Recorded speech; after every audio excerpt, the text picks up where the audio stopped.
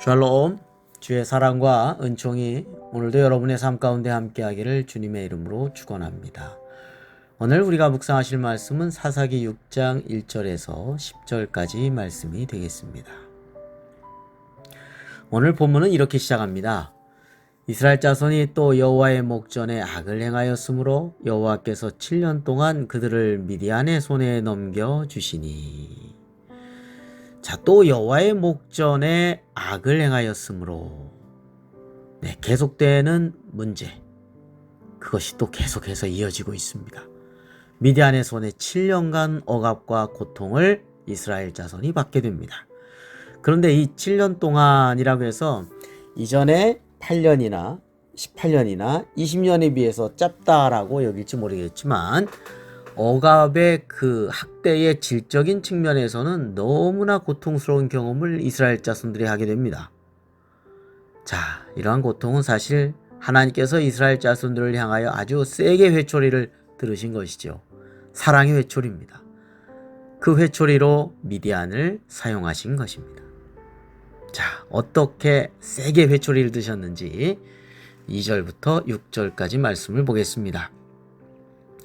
미디안의 손이 이스라엘을 이긴지라 이스라엘 자손이 미디안으로 말미암아 산에서 웅덩이와 굴과 산성을 자기들을 위하여 만들었으며 이스라엘이 파종한 때면 미디안과 아말렉과 동방 사람들이 치러 올라와서 진을 치고 가사에 이르도록 토지 소산을 멸하여 이스라엘 가운데 먹을 것을 남겨두지 아니하며 양이나 소나 나귀도 남지 아니하니 이는 그들이 그들의 짐승과 장막을 가지고 올라와 메뚜기 떼같이 많이 들어오니 그 사람과 낙타가 무수함이라. 그들이 그 땅에 들어와 멸하려 하니 이스라엘이 미디안으로 말미암아 궁핍함이 심한지라. 이에 이스라엘 자손이 여호와께 부르짖었더라. 미디안의 압제와 수탈이 이만저만이 아니죠. 오죽했으면 집에서 살지 못하고 산에 가서 웅덩이나 굴을 파고 또 산성을 만들어서 숨어서 지내기까지 합니다. 또한 농사를 짓기 시작하여서 파종을 할 때가 되면 미디안뿐만 아니라 아말렉과 동방 사람들, 아랍 족속들을 가리킵니다. 이들이 함께 치러 올라옵니다. 그래서 장기간 체류하고 추수기가 되면 남쪽의 가사, 지명 이름입니다. 가사에까지 곡식을 다 수탈해서 빼앗아 갑니다. 그뿐이 아닙니다. 소, 양, 그리고 나귀도 하나도 남기지 않고 다 가져가는 것입니다. 마치 메뚜기 떼가 무수히 많이 들어와가지고 그냥 다 곡식들을 먹는 것처럼 이스라엘 땅을 멸하여 갔던 것이죠. 이 이스라엘 자손들은 이 미디안으로 인해서 궁핍함이 심하였다 이렇게 말씀하고 있지요. 먹고 살 것이 없습니다.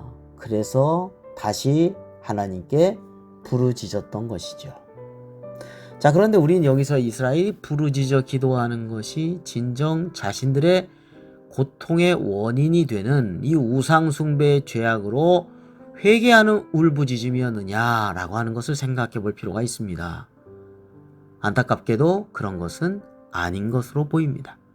이들은 단지 그냥 고통스러워서 부르짖었던 것이라고 할 것입니다. 그 위기와 문제를 그냥 넘기기만 하면 다시금 하나님을 떠날 수 있는 그러한 상태라는 것이죠. 하나님께서는 근본적으로 이스라엘과 올바른 관계 속에서 살기를 원하셨습니다.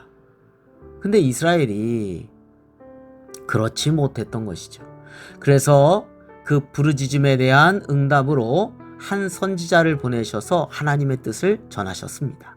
자, 그 내용이 이제 8절부터 10절까지 말씀입니다.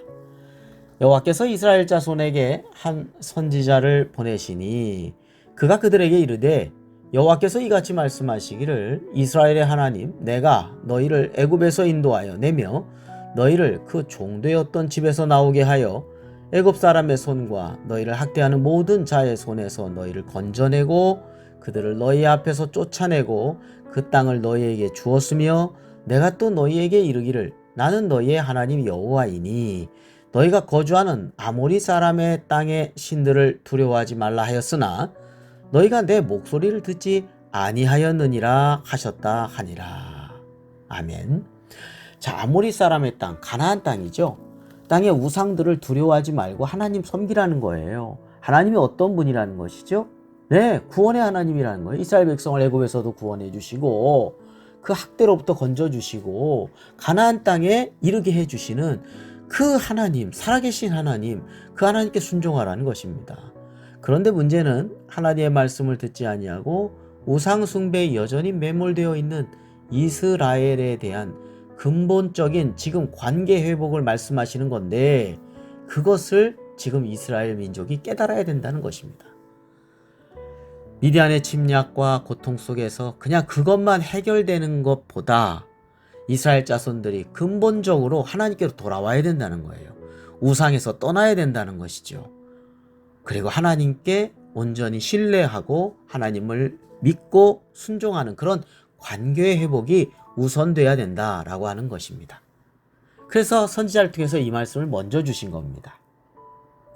자, 오늘 우리의 신앙도 이스라엘 자손들처럼 이런 어설프고 어정쩡하게 단지 고통스러워서 하나님께 기도하고 문제 해결만을 추구하고 있지 않았는지 돌이켜봐야 한다는 것입니다.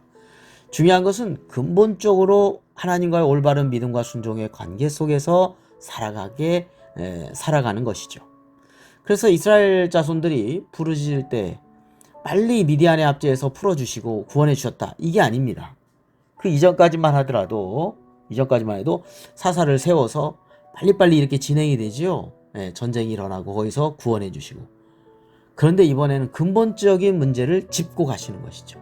선지자를 보내셔서 하나님과 올바른 믿음의 관계 안에서 살아라 라는 메시지를 먼저 주십니다. 불순종이 계속 반복될수록 사랑의 회초리는 더 강해졌죠. 그만큼 그 우상 숭배의 그 길이 악하고 멸망으로 가는 길이기 때문이죠. 오늘도 우리가 때론 하나님의 뜻을 이루기 위해서 요셉처럼 그러한 고난이 있을 때도 있습니다. 이건 어떤 면에서 회초리라고 하기보다는 하나님의 섭리의 과정 안에 있는 고난이죠. 요셉 같은 경우는. 자, 이렇게, 그런데 지금 오늘 본문처럼 마음에, 이스라엘 자손들 마음속에 우상이 있는 거예요. 우상을 더 따르는 거예요. 바알을 따르는 거예요. 아세라를 따르는 거예요. 그런 우상들이 오늘날에는 마음속에서 있을 때가 있어요. 하나님보다도 더 우선시하는 것들이죠. 아직도 못 버리는 죄악의 습관들도 있을 수 있어요. 그게 더 좋은 거예요. 하나님 말씀에 순종하는 것보다. 자, 이런 것들로 인해서 미디안의 침략과 같은 어떤 고통스러운 일들이 둘러 있을 수 있을 것입니다. 우리는 근본적으로 하나님과 올바른 믿음의 관계에 주목하고 온전히 버릴 것은 버리고 끊을 것은 끊고 하나님 앞에 나아가야 한다는 것입니다. 반복되는 고통이 또 반복되어지지 않도록 우리가 주님 안에서, 그래서 믿음의 올바른 관계 속에서 형통의 은혜가 있기를 주님의 이름으로 축원합니다. 기도하겠습니다.